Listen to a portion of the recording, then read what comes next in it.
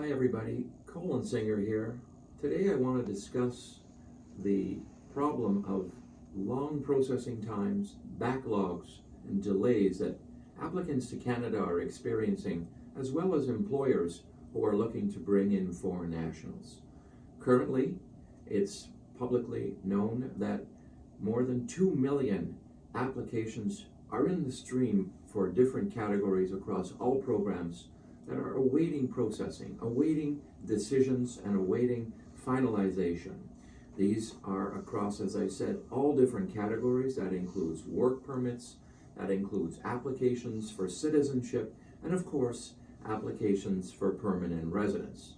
A large problem that was caused during COVID was that many applications were being received by government. The government had a very aggressive and a bold mandate to bring to Canada for the first time many hundreds of thousands of applicants, and those numbers had never been seen before in the immigration historicals during the last 100 years. And the mandate of over 400,000 applications was reached, but in so doing, the government has created a problem, a backlog of pending applications. And of course, on the permit side of work permits, study permits, those streams also increased significantly during COVID. And now we're into 2022, and we are all facing the challenges of having to wait for decisions and waiting for results for people to come to Canada. Recently, the government started to, on the permanent residence side of things, they started to bring to Canada and issue invitations to apply under the express entry immigration system. For the first 6 months of this year, there was a pause on applications to individuals who were in the pool of express entry. You were not going to see draws if you were overseas. The all program draws were on pause. As well, the government cut in half the anticipated numbers of invitations to apply that were going to be issued in 2022. It was cut in half from 110,000 to 55,000. So starting in July, we started to see invitations coming from draws that started on July 8th. There was a second one in the month of July. And each month, we expect to see 2 draws under the express entry all program stream. Prior to this pause in the all program stream, there were draws being held under other streams, notably the PNP streams, which applicants who are directed to certain provinces continue to receive invitations. So what is the solution?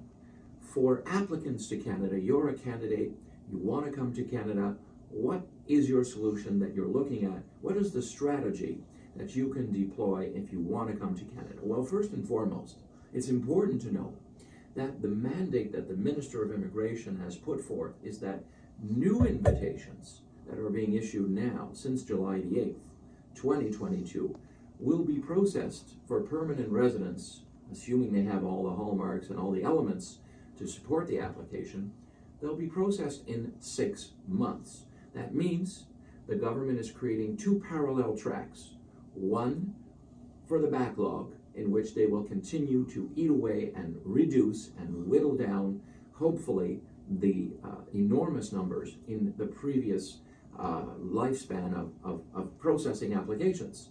But a new track is being created, and that is applicants who receive an ITA and submit an application, a full perfected application for permanent residence. The mandate is to process those applications in under 6 months. What is the solution if you're an intending candidate, an applicant to Canada? Well, it's very clear that you must submit a profile under express entry. Without a profile, you cannot be considered for any invitation under, for example, PNP programs or rural programs like the Sudbury program or the Atlantic program. So you must create a profile, and don't be dissuaded by the fact that current scores are relatively high since express entry draws resumed in July. scores are anticipated to come down. So as more draws are going to be held, you can expect that the CRS score likewise will come down. So at least get your profile into the system so you can be a candidate for one of many employers or a province or possibly a federal draw, an all-program draw if you have the right score. But if you don't have the right score and you are able to recognize what you need, it's clear the advice is you should consider a visit to Canada. Currently, Canada has very historic lows of unemployment, a very robust labor market, and if you're very motivated to become an immigrant to Canada, create your profile in the Express Entry system and plan to visit Canada and consider outlying areas of the country. We've said this before. Don't just focus where 60% of immigrants come to Canada, they go to the Greater Toronto area. Look to areas outside the major cities and look to employers who we know are looking for help. And if you are a qualified candidate, that will speak loudly. An employer will listen to you, likely if you push the right buttons and you are trained on how to get through to a hiring manager. There will be many employers who will be ideally interested in your profile. We work with many candidates, as everyone knows. We have an excellent coaching strategy where we help you create that profile for employers to look and attract the attention of an employer. So traveling to Canada and looking for a job, this is what you need to consider for you to stand out from others in the system, others who are looking for employment.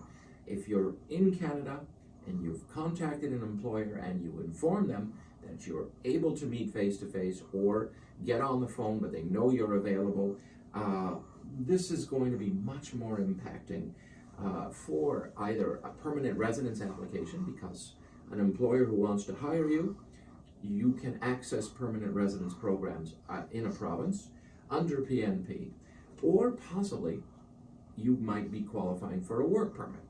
So if you're a candidate, you need to consider visiting Canada and looking for a job. Another suggestion, which we help everyone strongly direct their attention, is improve your English language. Even if you're a 7 benchmark, a 6.0, a 7.0 on your IELTS, on the CLBs, if you are really motivated to improve your score even incrementally, this could impact the score you're going to get overall. So working to improve your IELTS score or other acceptable language tests for English or for French, improving your language skills will situate you to increase your score. If you are an employer, what you want to consider is sourcing candidates, for example, who are already in Canada. Under the postgraduate work program, candidates are available to be employed.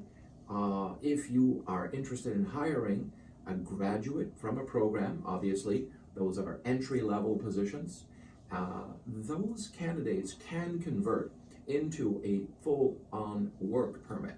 So sourcing candidates who have an excellent profile, who have a degree and are currently on a postgraduate work permit, you can look to source candidates in that particular category. If you are looking for a more seasoned individual, source candidates from areas where processing times are not historically long, which means finding people who have easy access to Canada will allow you to bring people to Canada in literally a month or two. If you have the knowledge of which candidates, if you start your sourcing strategies to focus on candidates who are not being processed from posts where the processing times are unacceptably long, then you can direct your attentions to work in sourcing candidates who really have low barriers to entry to Canada. At immigration.ca, along with our sister enterprise skilledworker.com, we can help you identify those kinds of candidates if you are an intending employer intending to source candidates from overseas.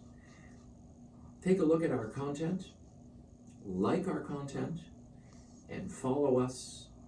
Look forward to seeing you again soon. Thanks for today.